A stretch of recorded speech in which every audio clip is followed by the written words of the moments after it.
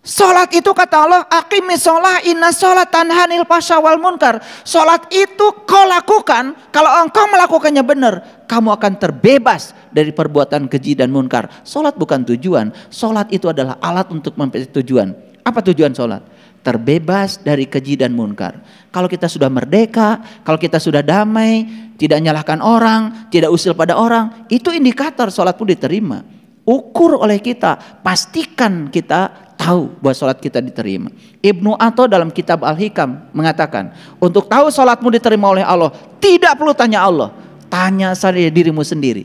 Ini orang bijaksana sudah sampai ke sana.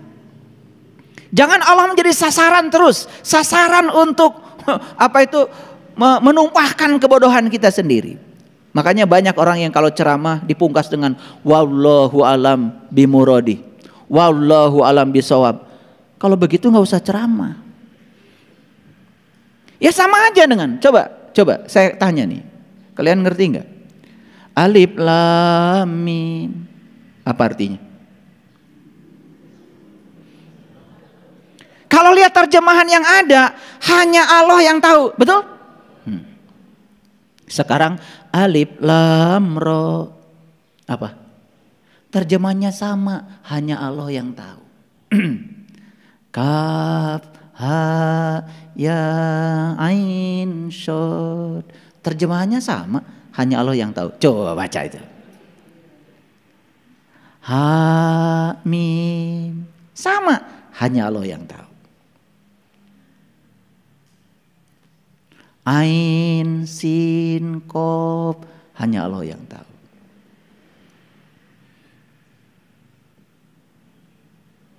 Arabnya beda-beda tapi Indonesianya sama, hanya Allah yang tahu. Dan semua kita sepakat untuk menerima itu tanpa pikiran yang cerdas. Sekarang saya akan mengajak berpikir sedikit aja, nggak usah pintar-pintar. Lihat semuanya ke sini.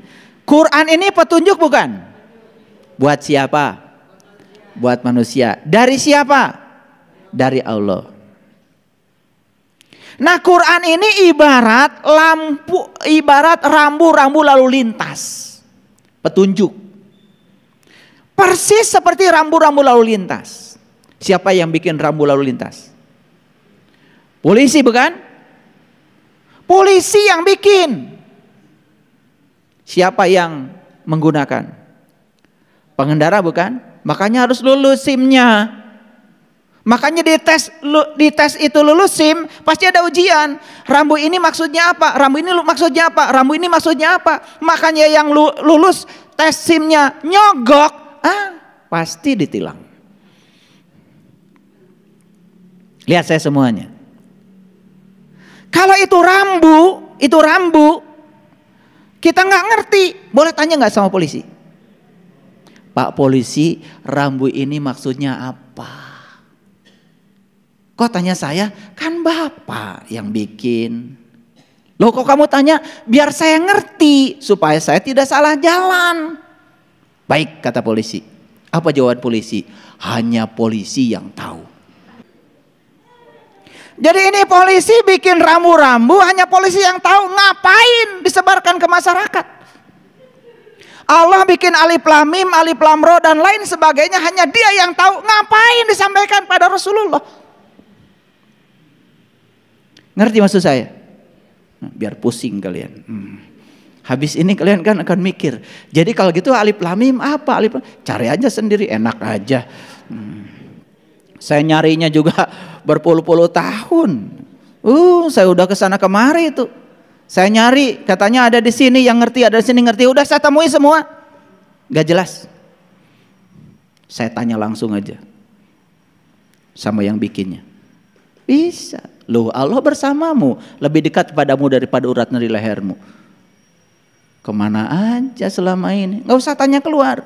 Makanya kalau ada masalah, jangan cari jalan keluar, cari jalan ke dalam. Keluar terus. Emang ini di luar banyak yang tahu? Belum tentu. Yang pura-pura tahu banyak. Saya sudah membuktikan. Puluhan tahun saya cari ilmu. Diusir terus. Dan orang yang tidak tahu kalau ditanya malah marah. Itu. Makanya kalau saya ngaji 120 pesantren, jangan terkecoh oleh saya. Bukan saya hebat. Ngaji 120 pesantren itu waktunya juga cuma 120 hari kok. Jadi sehari satu pesantren. Hebat apaan? Saya tanya ke pesantren ini, saya ingin belajar sholat khusyuk. Ada nggak di pesantren ini? Oh, belum waktunya. Kamu masih kecil. Oh, jadi sholat khusyuk harus nunggu ubanan gitu. Ya udah, saya pergi satu pesantren. Saya datang ke pesantren lain lagi, saya tanya, gimana caranya supaya nanti kalau saya mati, saya tidak buta. Karena yang saya tahu dari Quran surat Al-Waqiah, saat nyawamu di kerongkongan, saat itu kamu harus melihat. Pertanyaan saya, siapa yang harus saya lihat? Dengan mata mana saya harus melihat? Dan apa yang harus saya lihat? Dan apa jadinya kalau saya tidak bisa melihat? Itu pesantren kedua. Wah, katanya itu ilmu tinggi. Lah, kenapa buka pesantren? Jadi kalau begitu di pesantren ini ilmunya memang tidak sampai ke situ. Ngapain buka? Kalau cuma belajar bahasa Arab, A, I, U, Ba, Bi, Bu, gak usah buka pondok pesantren. Ya isinya kalau buka cuman belajar membaca terus buat apa? Pertanyaan yang mendasar bagi kita ini sekarang, kita dijajah oleh kebodohan. Kita ingin keluar dari kebodohan kita sendiri. Betul? Yuk. Jadi alif lam mim artinya apa? Alif lam ra. Hanya Allah yang tahu. Nerima kalian? Wah, kemarin nerima. Setelah dijelaskan begini baru mikir, oh iya ya. Kalau hanya Allah yang tahu, ngapain difirmankan ke kita? Bukankah itu petunjuk buat kita? Betul nggak? Ini saya cuma mengajarkan kritis saja. Karena ciri manusia abad 21 itu 5. 1 kritis, 2 kreatif, 3 kolaboratif, yang 4 komunikatif, yang kelima compassion. Cinta kasihnya besar. Nggak tahu kenapa ada orang yang mengatakan manusia abad 21 cinta kasihnya besar. Semoga saja anak-anak yang terlahir sekarang ini anak-anak yang berkesadaran, yang sudah melewati beberapa fase kehidupan di kehidupan yang dulu, lahir jadi anak yang berkesadaran sekarang. Semoga aja. Karena harus diputus itu satu generasi. Karena ketidaksadaran ini diwariskan terus menerus, mengerikan. Baik, bisa dilanjutkan? Sudah berapa yang saya ceritakan tentang penjajahan tadi? Dijajah oleh orang, tidak pernah jadi diri sendiri, dijajah oleh kebodohan, dijajah oleh pikiran. Banyak gak? Nah, dikit-dikit nanti kebuka semua. Oh, ternyata pulang dari sini bikin daftar penjajah. Yang dijajah itu juga. Oke. Makanya pertanyaan ini harus dijawab. Apa saja yang memperbudak kita? Harus dijawab. Nanti selesai kuliah di sini terjawab semuanya. Baik, kita lanjutkan dulu. Para sahabat, terus apa gunanya kebebasan? Masih ingat gak dulu? Lihat saya semuanya. Dulu kan gadis semua kan sebelah sini. Waktu gadis kan pengen nikah. Saya mau nanya jujur nih, setelah nikah pengen apa? Hah? Sendiri pengen bersama. Setelah bersama, nyesel. Enakan sendiri. Itu kan angan-angan saja, karena nggak tahu ilmunya.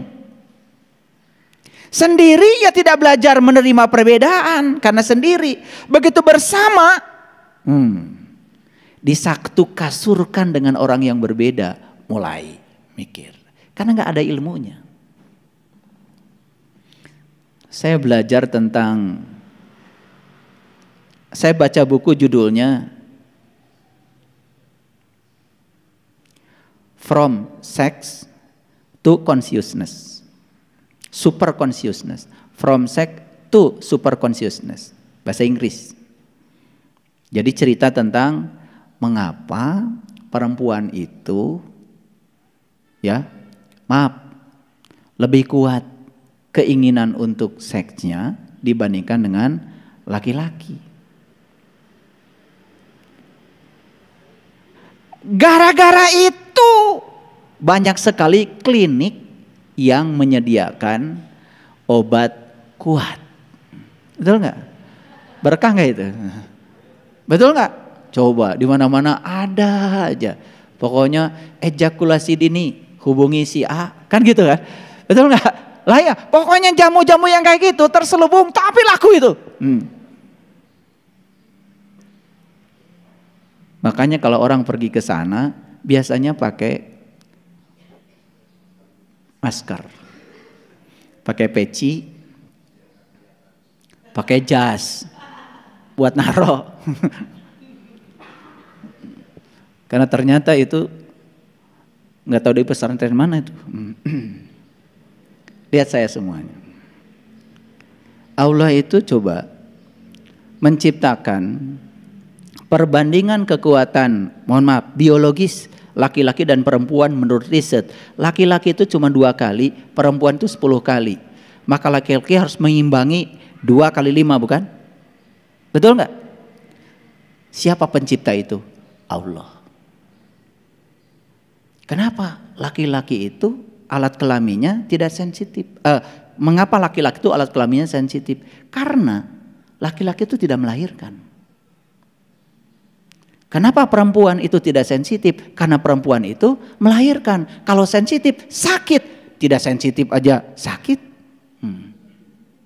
Hebat tuh Allah tuh. Karena dipakai untuk melahirkan, dibuat seperti itu.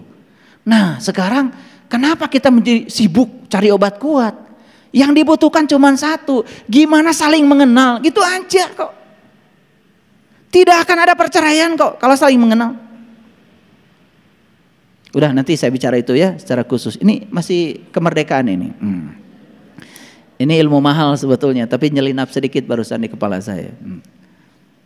Baik, kita lanjutkan dulu. Makanya ya, seks itu bukan harus menimbulkan kita jadi kecanduan, tapi seks itu harusnya bisa menimbulkan kesadaran.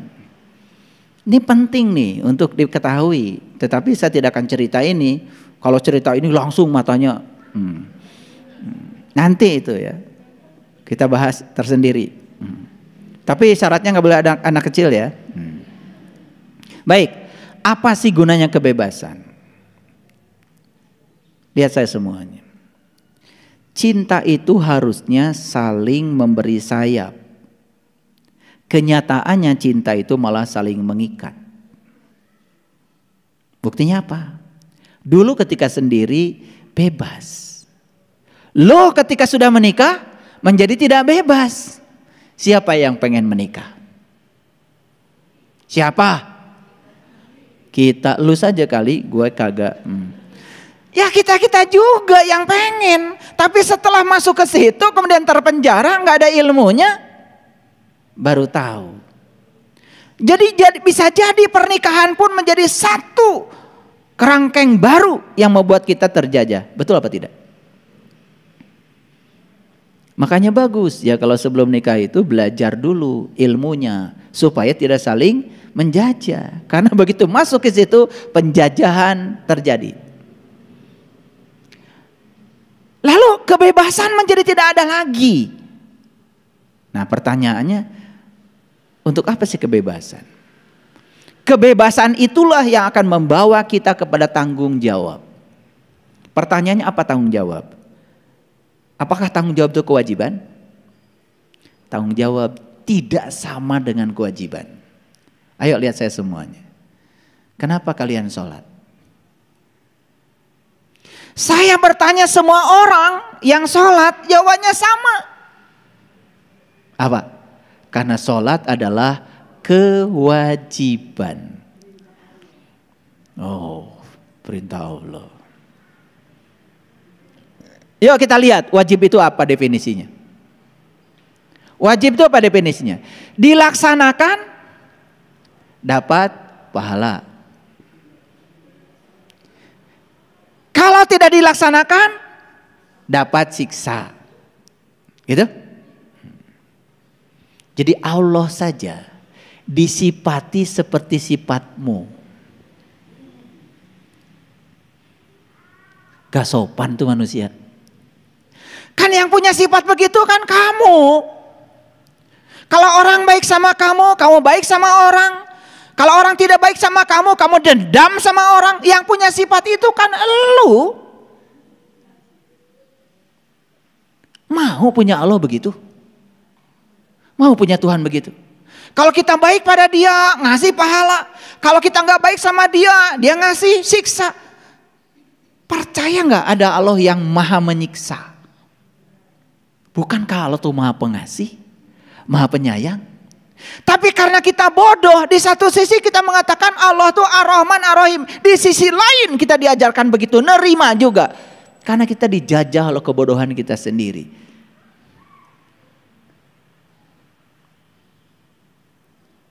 Saya tanya lagi kalau begitu sekarang, semoga berubah jawabannya. Jadi kenapa Anda sholat? Mengikuti perintah Allah. Dirubah aja dari tadi. Ya dirubah dari tadi sedikit. Tadi wajib, sekarang mengikuti perintah Allah. Itu juga jawabannya. Jarang saya mendapatkan jawaban kenapa Anda sholat. Karena saya mencintai Allah. Kenapa Anda sholat? Karena saya butuh sholat. Kenapa Anda butuh? Karena saya merasakan kenikmatan sholat. Pertanyaan berikutnya, benarkah Anda sudah merasakan nikmatnya sholat? Biasa ngomel, gak ngomel, gak enak. Biasa bangun pagi, bangun siang, gak enak. Biasa sholat kemudian tiba-tiba gak sholat, gak enak. Kenapa Anda sholat? Karena biasa sholat. Makanya ketika sholat buru-buru. Karena sepanjang sholat tidak merasakan nikmatnya sholat. Baru nikmatnya sholat setelah sholat. Begitu selesai sholat, alhamdulillah udah sholat. Ini bukankah penjajahan? Ini penjajahan. Kita dijajah oleh kebodohan kita sendiri. Pertanyaan berikutnya, apa tidak ingin gitu sholat itu karena kemerdekaan kita sendiri? Sholat itu karena saya merasakan nikmatnya sholat. Sholat itu karena saya cinta kepada Allah. Allah saya cinta pada saya, masa saya gak cinta sama Allah? Naik sedikit jawabannya, merdeka. Jadi kalau kita melakukan ibadah cuman karena pengen surga takut neraka, kita itu sudah menindas diri kita sendiri. Makanya dalam teori motivasi ada 3 tingkatan motivasi. Yang pertama reward and punishment motivation. Yang kedua need motivation. Yang ketiga adalah love motivation. Jadi motivasi yang paling sederhana adalah melakukan sesuatu itu karena ingin dapat sesuatu, takut dapat siksa. Itu adalah motivasi yang paling rendah. Bayangkan kalau kita punya perusahaan, titipkan perusahaan kita sama orang begitu. Ada kita kerjanya bagus, nggak ada kita kerjanya nggak bagus, rusak perusahaan kita. Tapi titipkan sama orang yang senang bekerja, cinta bekerja, energetik ketika bekerja, karena dia menemukan personal genius zone-nya ketika bekerja, jenius dia di bidangnya. Titipkan pekerjaan sama orang seperti itu, pasti berkembang. Gitu. Jadi pertanyaan berikutnya dari saya.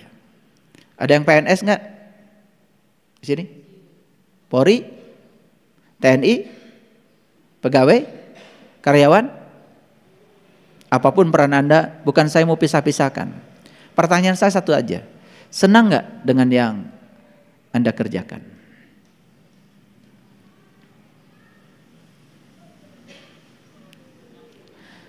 Begitu menghadapi hari Senin, Senin.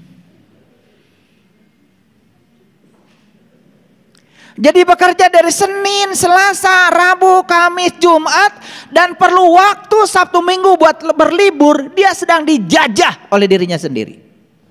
Orang kayak gini, kerja dimanapun tidak akan berkembang. Jadi seakan-akan Senin, Selasa, Rabu, Kamis, Jumat itu adalah saat dimana tidak bahagia dan perlu 2 hari untuk bahagia. Katanya berlibur. Saya tiap hari libur. Makanya susah cari saya. Karena tiap hari libur. Saya ngajar senang. Saya ngajar fisika, memang hobi saya fisika, senang. Saya ketemu mahasiswa, senang. Saya bekerja tidak cari uang, karena uang tuh gak perlu dicari. Saya bekerja menjadi pelayan Allah. Bismillahirrahmanirrahim. Atas nama Allah yang Maha Pengasih dan Maha Penyayang. Saya bekerja karena saya sedang menjadi kepanjangan tangan Allah. Menyampaikan cinta kasih Allah lewat peran saya. Uang gak usah dipikirin. Tiap tanggal 1 selalu ada. Ngapain dipikirin? Disitulah akan muncul namanya wa yarzuqu min haitsu la yahtasib. Rezeki dari arah yang kita tidak pernah menyangkanya. Paham?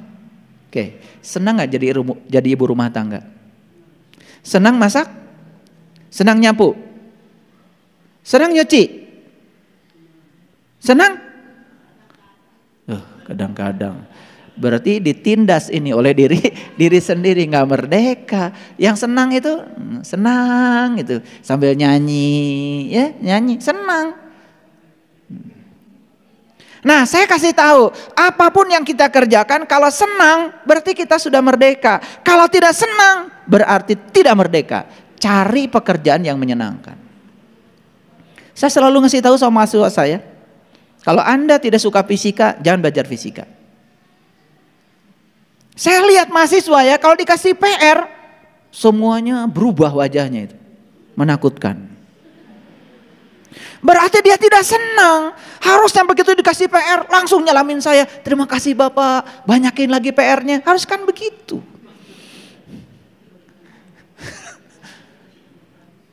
Betul nggak? Duh, subhanallah. Sebetulnya penjajahan-penjajahan yang semacam ini dalam kehidupan kita masih banyak.